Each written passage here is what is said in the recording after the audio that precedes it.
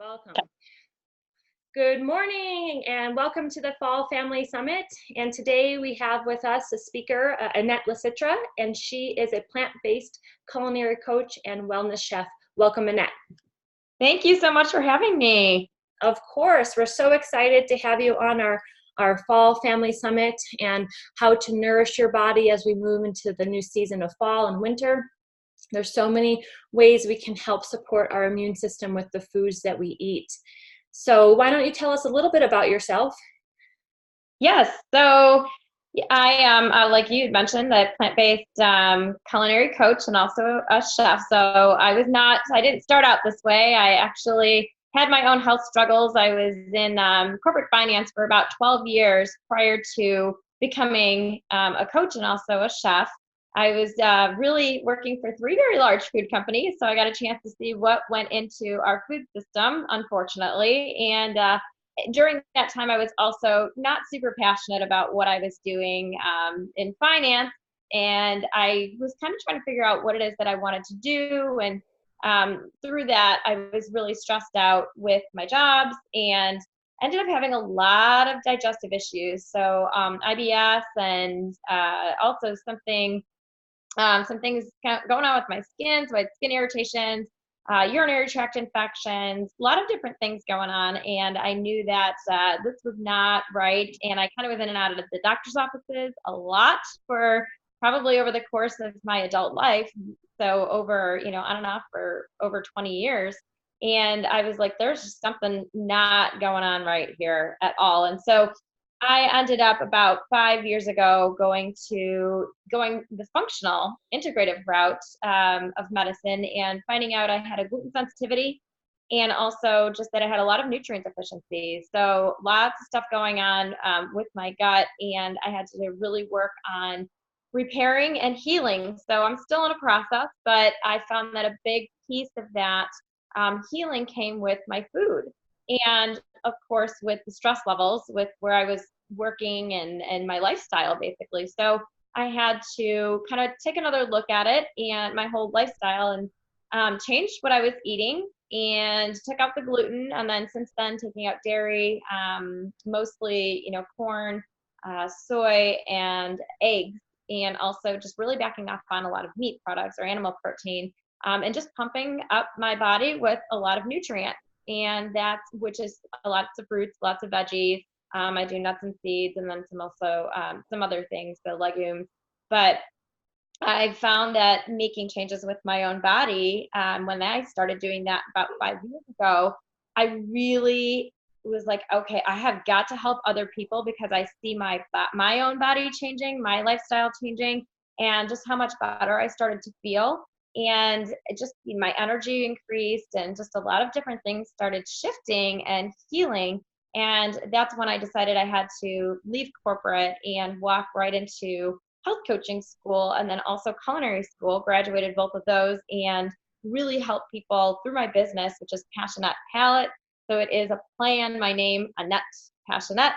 So it's ETTE Palate, and really just start helping people with coaching and doing cooking sessions, cooking classes, in-home cooking parties, lots of different things to really educate and bring awareness to what it is that we're putting in our bodies, and make it tasty. So that's a little background on me. Wonderful. It's interesting that you mentioned nutrient deficiencies. And I think something that people have a hard time understanding or even realizing is that the food that we are eating or food products that we buy in the store don't really have all nutrients or in a usable form that we can even take in. So it is, instead of buying something that is made for us, if we can learn how to use fresh vegetables and actual real food, then we can gain so much more from the food that we're eating. And where do you have people start when you're looking at trying to build their immune system or trying to add more plants to their diets? What should someone start with? Yeah, well, what I do is I like to at least chat with people first to see, if they maybe have a recent blood test that they've done, or where their deficiencies might be at and where their levels are at, just to kind of gauge, because everybody's body is so different. As a human, we all work very similarly. However, everybody's body is very different. And so with that, I like to see, okay, well, where's your deficiency at? So a lot of times I notice that where vitamin D, tend to be vitamin D deficient, but magnesium, zinc, things like that. So I really want to kind of get a snapshot of what it is that their blood work might have looked like. And if not, just kind of get their symptoms and see, okay, well, how are they feeling? Just to see what we really need to work on. A lot of inflammation. I hear a lot of inflammation and a lot of lack of energy. And so those are kind of the biggest things that I hear is, well, the inflammation and wanting to lose weight, but also energy. And so, we need energy to kind of keep up with the kids, keep up with the family. And that's, a couple of things that I just think of, right away is just fruits and veggies, and lots of fruits, because that's going to give you a lot of energy, a lot of living water in fruits and vegetables, of course. So with doing that, I kind of want to target, we want to rebuild or at least support the immune system. A lot happens in our gut. And so we want to keep our gut happy because that's what keeps our whole body happy, and also our livers. And so, kind of talking to people about that, seeing where they're at, then kind of targeting what type of foods that we can really help them with. So, if it's something like building up your immune system, which is really good for now with fall and winter kind of coming in, is looking at some of those foods that are, and just, maybe herbs and wild foods, just different things that can help out build the immune system. And that's going to all kind of rebalance the body as well. So where you're, trying to put in good foods to help out with the immune system, it's going to increase your energy. It will decrease inflammation. Just kind of taking out certain foods that are obviously going to be, they can help contribute to inflammation. We want to take those out and then put in foods that are going to help decrease the inflammation and also help work, the body support the body in its healing process. So excellent. When we're looking at cooking foods, what forms of cooking foods really preserve the nutrients in the food? What should we how should we try to prepare our foods? Yeah, no, that's a really good question. I think keeping the enzymes in your, foods as live as you possibly can. So raw is the best way, of course, to go whenever you're trying to, especially in any healing process. But if you can't digest raw, depending on where your digestion is at that point, cooking, steaming is probably going to be one of your better bets. It's going to be one of the more beneficial ways, as opposed to, grilling something, which is fine. It's just sometimes if we overboil, if we're baking, roasting, all of those are okay, but they're going to cook some of the nutrients down. So I think steaming, number one, is going to be your best bet if you're looking to cook some food, because it still holds in some of that nutrients. And blanching is also a good way to go too. That sounds like a very technical term. What does blanching mean? Yeah. So yeah, what you do basically is just boil a pot of hot water, and say you're going to be blanching broccoli or asparagus. So you'll just boil the pot of hot water, and then you drop in, very gently, say the broccoli, and you let it sit in there for maybe about, a couple minutes until it just kind of brightens in color. But once you take it out, it'll still kind of hold its same color and still a little crunchiness, but it's a little softer. So it softens something a little bit more. But you also have to have a bowl of really cold water next to whatever it is that you're blanching on the stove, with ice in it, because you actually want to take out the broccoli, strain it, and then put the broccoli into this ice cold bowl, so that it stops the cooking process. So once you put the broccoli in there, and then you'll keep it in there for maybe, a minute, and then you take that out and you just kind of just dry or strain it again and just let it sit. But it's a really quick process, and it's a good way to actually keep in some of that nutrients without over boiling, over cooking, over grilling. So that's what blanching is. Yeah. Great. Thank you for explaining that. So when we're trying to serve vegetables to our children who maybe, it's not that they don't like the food because they haven't even tried it, but how do you recommend getting kids even interested in touching the food or looking at the food? Yeah, that's a really good question. I think that starting off early too with them in the kitchen, just getting them in the kitchen with you as early as you possibly can is something that gets them close to their food source, and really just in touching and feeling their food and really playing with their food a little bit, because that's something that I remember doing with with my mom. We were in the kitchen with her playing with our food, even though you may not be making this big meal with them, but at least you're kind of getting a chance to scoop out the sauce from a jar or whatever it is that you're doing, or putting something in a blender. And I just know that kids love blenders. They love playing with the food processor. As long as you're around them, obviously they like to kind of push the buttons and play with that stuff. So, and then they get a chance to see things pureeing, or just they're doing it, they're making it. And so I think getting them in the kitchen to start with is such a great idea. And just giving them little tasks, something that, and having them try things as you go along, if they're willing.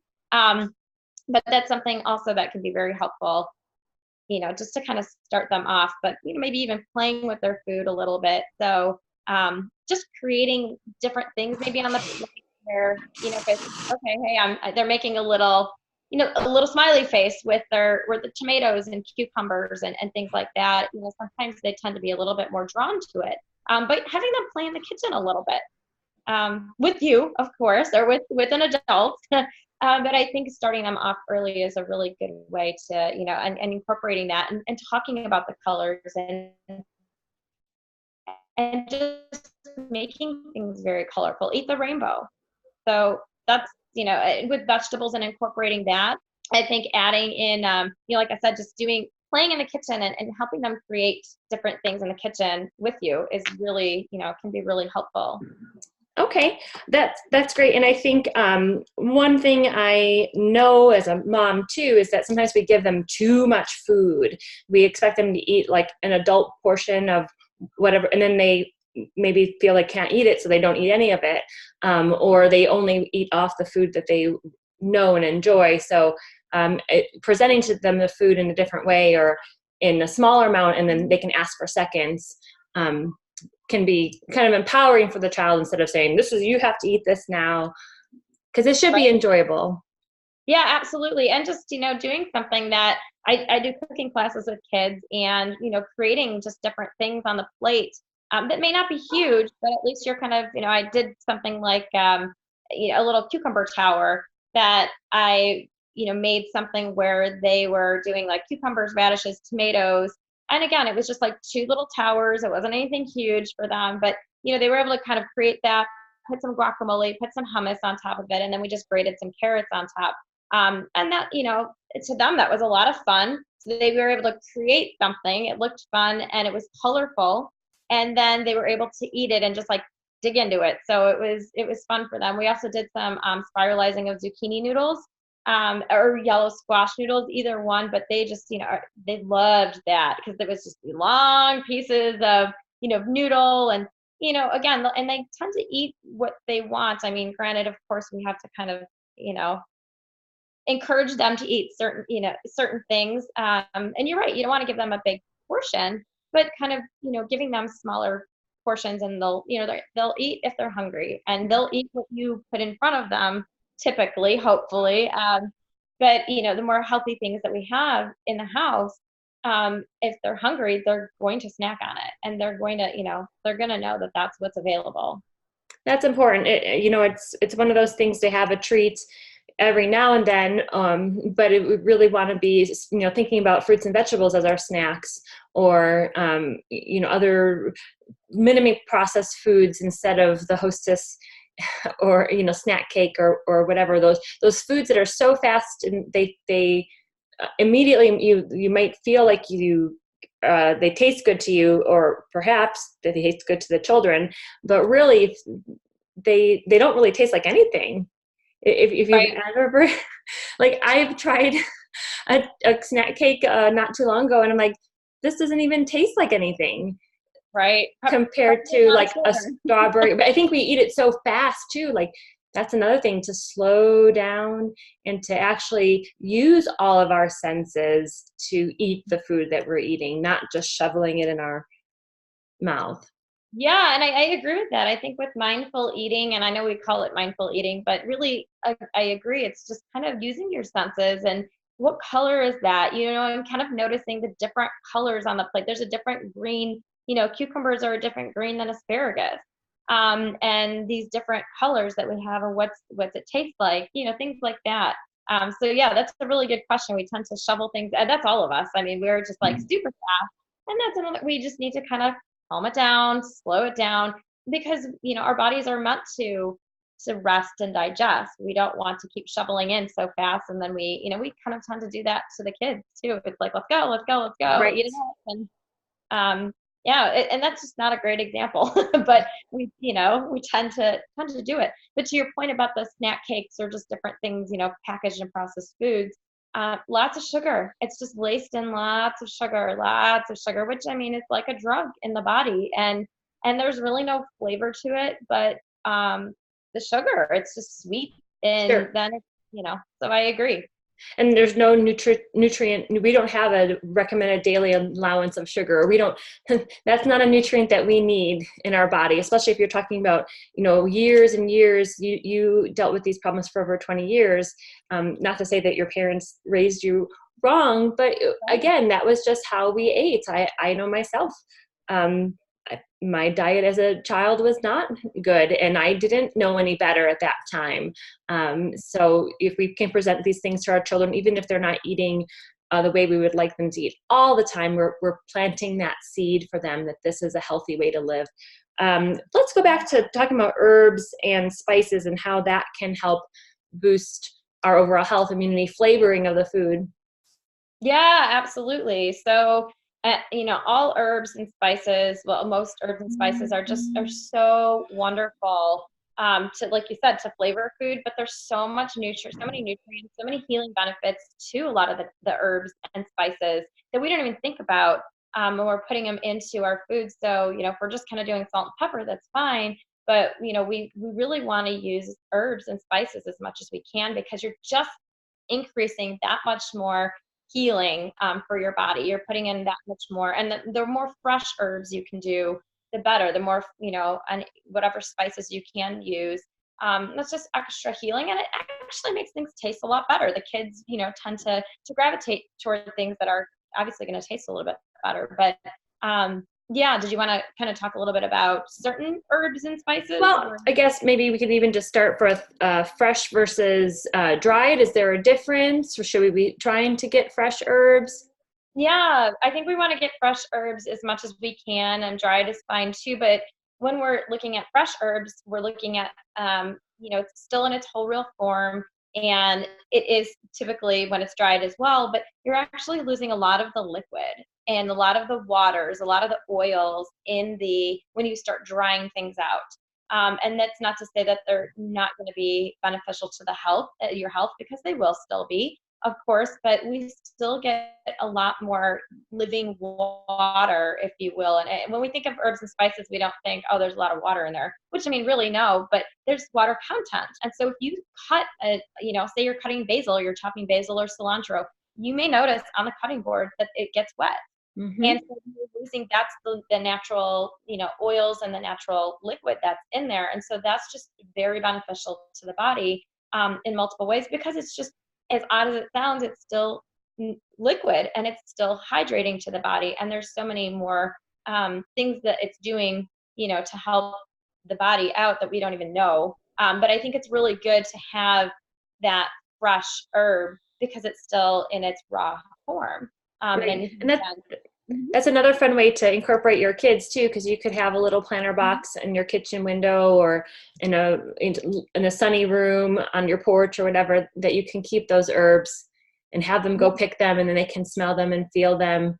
So that's another way to incorporate your kids. What herb would you recommend the most for, if we could choose one to help boost immunity, or What do you think would be number one on your list? Well, there's a lot of them, but I think peppermint's really good.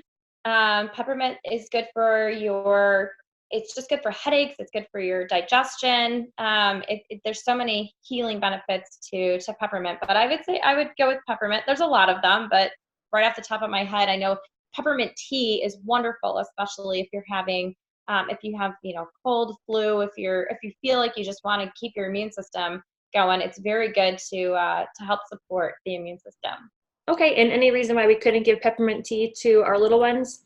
Make sure it's not too hot. Right. Make sure it's not too hot. Otherwise, yeah, no, I think that should be fine. And what's really nice is you can actually, like you said, picking the herbs.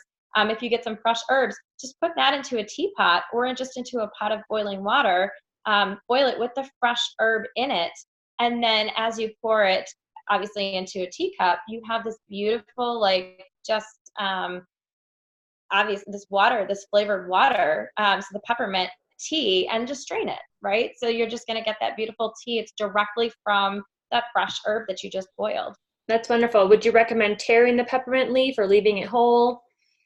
Yeah, you can tear it if you'd like to, but you can leave it whole. You can also dry them out. So just like a lot of other herbs, you can dry out. So peppermint, basil, cilantro, a lot of different things. You can dry them out. So what I do is I'll like turn them over, and then just kind of hang them. I do it by my stove, but I just hang them upside down until they dry for a couple days. And you can actually, then prolong the life of them and put them in a bag, and then you can use them however, whenever you want to. You can just put that into the water, into the teapot, and then you could boil that. So that way, if they're not fresh, you still have them, and you've got tea for a long period of time. Just using lots of fresh herbs that were dried. But yeah. Okay, well, that's great. So if anybody is the end of the summer season and you have some leftover herbs on your porch, not sure what to do with them, pick them off, hang them upside down, and dry them for a few days. What a wonderful idea. Great. Well, anything else you'd like to add today, Annette, about preparing our bodies for fall or helping us keep healthy throughout the winter? Oh yeah, absolutely. I think there's a lot of good things to do to at least start now or just all year round. Elderberry syrup is wonderful. So if you get a chance, or if anybody, you can go to the store to purchase, an elderberry. It's usually like in a little dropper form. Make sure it doesn't have alcohol in there. Just make sure you read the ingredients. I'm very big in encouraging people to please look at your ingredient list. I know a lot of times we tend to look at our nutrition label, and we want to look at our ingredient list first, just to understand and make sure we understand what's all in there, because is your body going to really understand what that is? So that's one way to think about, how do we support our body as well? As are we putting in things that our body may not recognize? Or is it something that it's in its full real form, or less ingredients? But alcohol and elderberry syrup, you just want elderberry, no alcohol. A lot of times little dropperfuls or tinctures tend to have alcohol. We don't want that. So elderberry syrup, wonderful. You can make some at home as well. That's really, really helpful for the immune system, just to keep your body healthy all year long. Lavender oil, just kind of diffusing that would be, it's awesome. Putting that in a hot shower is really great. In a bath, a little bit of lavender oil. But some people like to do tea, lots of honey. Even taking a teaspoon of honey per day is really a good idea, because, and again, for children under 1, you don't want to do that. But give them honey until they can have it. After 1, giving them a little bit of honey. But honey is very antiviral, antibacterial, very, very supportive of the immune system, and just really, just healing for the body.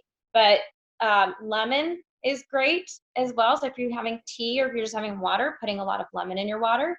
And then maybe even a little bit of cayenne pepper is good too. Again, for the kids, maybe not so much, but lemon is wonderful. Any citrus fruits, because they're very high in vitamin C. So you've got your lemon, your oranges, your grapefruit, your limes, but just increasing the amount of that, because anytime we have some sort of pathogenic activity in the body, viral, fungal, bacterial, they do that particular, they don't like, the pathogens do not like vitamin C. So that's why we say increase the amount of vitamin C when we're sick, because we're really working to kill and bring down that load, that viral load or whatever's in the body.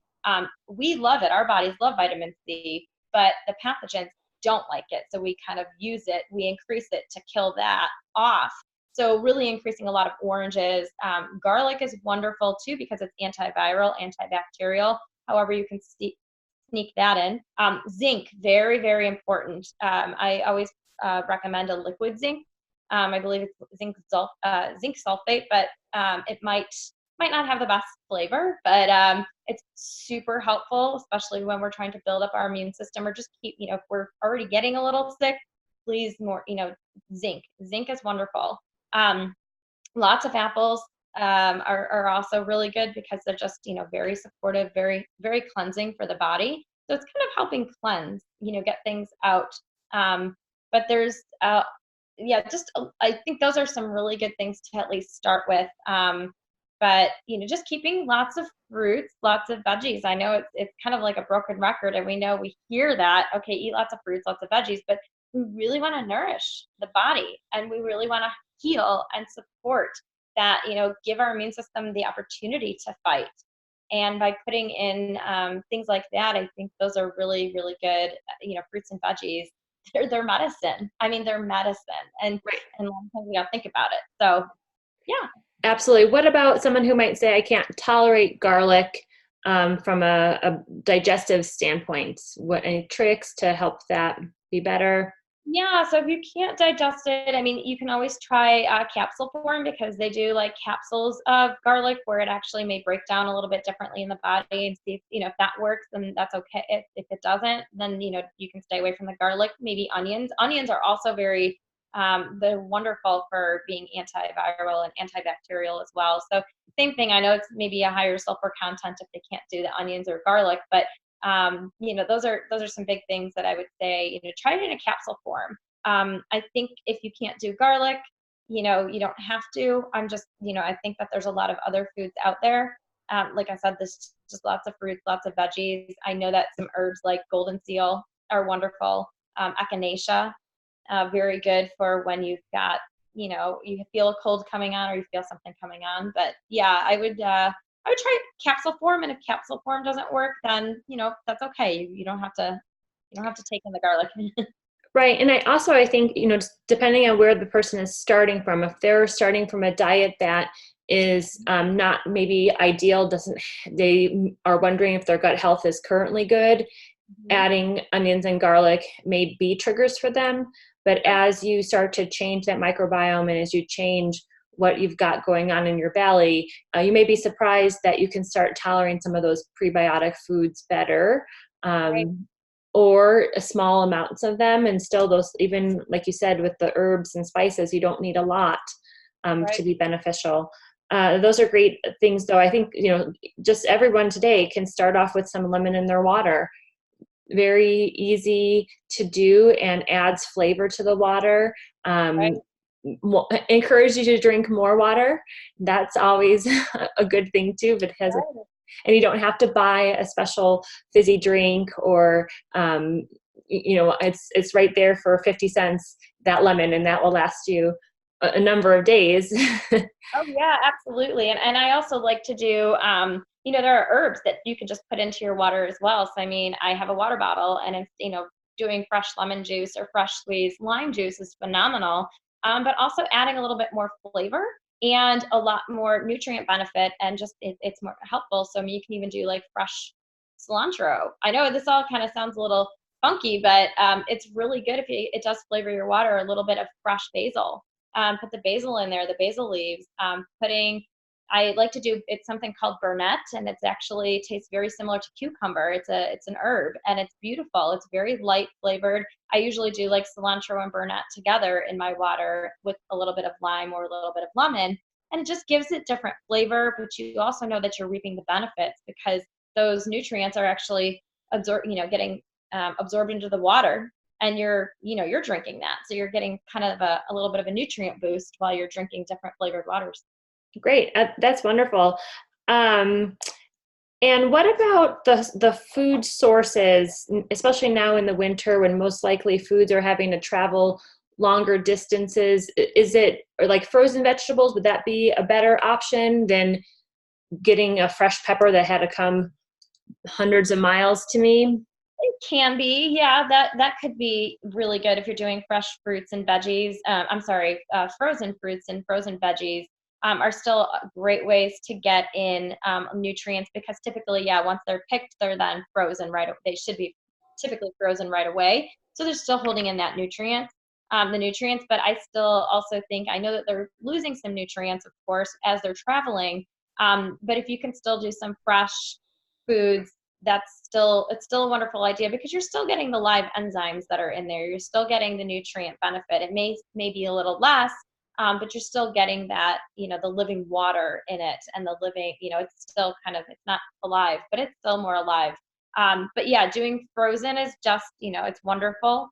But the other thing with frozen sometimes is you have to really end up cooking Mm, it, so then it can kind of cook out some of the nutrients as well. So that's true. um, yeah, I would still say raw is your best bet, but and then cooking it on your own. But yeah, absolutely, frozen is fine too.